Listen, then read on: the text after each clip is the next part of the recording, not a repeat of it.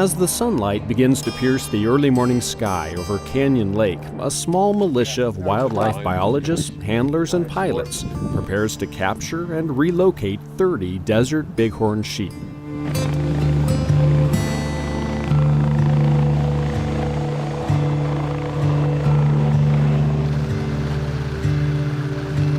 Today we're capturing sheep as part of a transplant effort to move sheep from these healthy sheep populations in units 22 and 24B to 37B in the Mineral Mountain Range, where we've been doing a transplant operation since 2003 to get a viable population in that mountain range. Bighorn sheep live and thrive on Rocky Canyon slopes. They can easily scale the side of a mountain in places where you or I couldn't get a toehold. So the only practical way to safely capture them is with a net gun from a helicopter. The helicopter goes up and locates a herd of sheep, and the net gunner kind of sits on the edge of the seat, hangs out at the side a little bit, and they try to get one of the sheep out and away from the herd enough to fire the net gun, and that net should go out and kind of tangle up that sheep.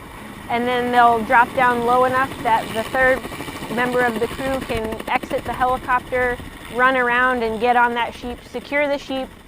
The net gunning process has a lot of moving parts. In this operation, the helicopters are flying low and slow over steep, rugged terrain. Since safety is always the #1 priority, the experience of the crews is critical. We work really closely with our pilot, and the net gunners we have in the department have actually net gunning for quite a while, and the pilots that we use are very experienced as well. And so we work pretty good together without even communicating a lot verbally.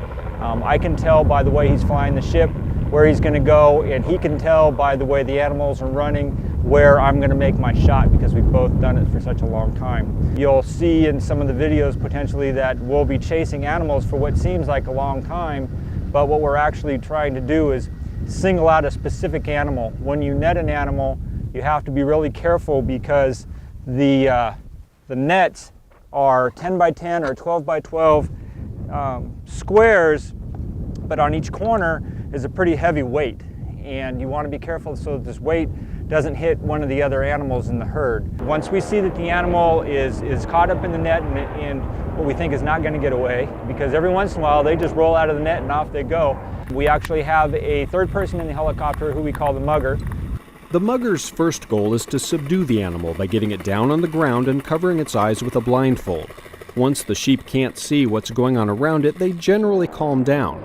Sometimes, though, even a blindfold doesn't subdue the sheep completely.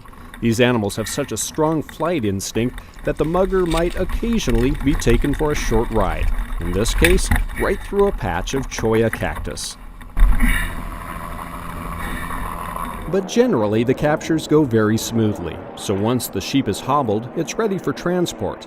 If there's a safe place to land near the capture site, the sheep is loaded directly into the helicopter. If the pilot can't land in a suitable location, then the sheep is placed in a specially designed bag and tethered underneath the helicopter for the short flight to the staging area.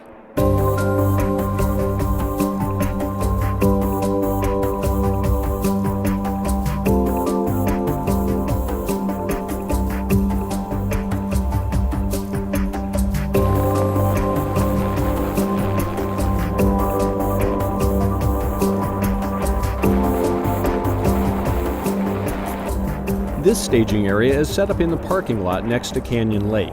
Here, dozens of game and fish personnel and volunteers take over the handling of the sheep.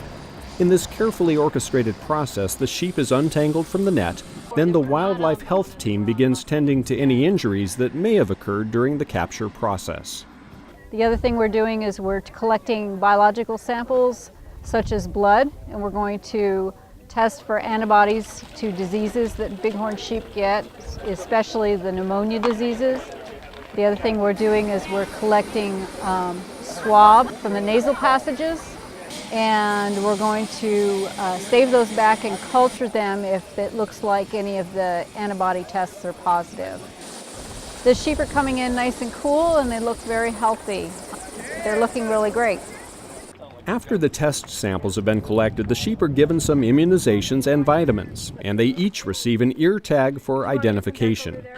10 of these sheep will receive real-time GPS tracking collars so the biologist can monitor the sheep's comings and goings on a daily basis. While all of this is going on, another group untangles and repacks the nets so the helicopter crews can keep moving. We wouldn't have been able to do this without a lot of help from the Arizona Desert Bighorn Sheep Society. They've put in a lot of volunteer man hours and funding to help us with these relocation projects and get us the collars, the tracking collars. And we've just this year gotten data that's showing that this project is really taking hold and working. It's one of those things that for a while you hope and you hope and you hope, and then this year we finally saw that data that these sheep are really taking hold. Okay, drop. Once the sheep are processed, they're placed in travel boxes for the last leg of their journey. This time to the Mineral Mountains near Florence. This location was identified in 2000 by Arizona Game and Fish as prime sheep habitat, and this is the third translocation of bighorn into the area.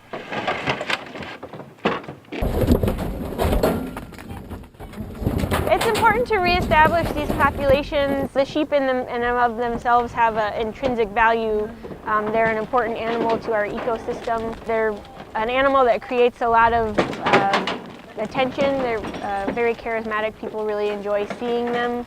I have a lot of recreationists in my district that I hear about all the time how they got to see these sheep when they were in Box Canyon or wherever, and they just love that.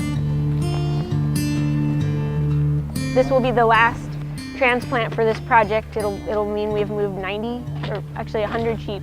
And I think this last transplant is really going to help kick them, up that extra notch where they're going to be healthy and out there for generations to come, which is it's been really exciting for me to get in at, pretty close to the beginning of it and see it really start to take hold. So I'm excited about that.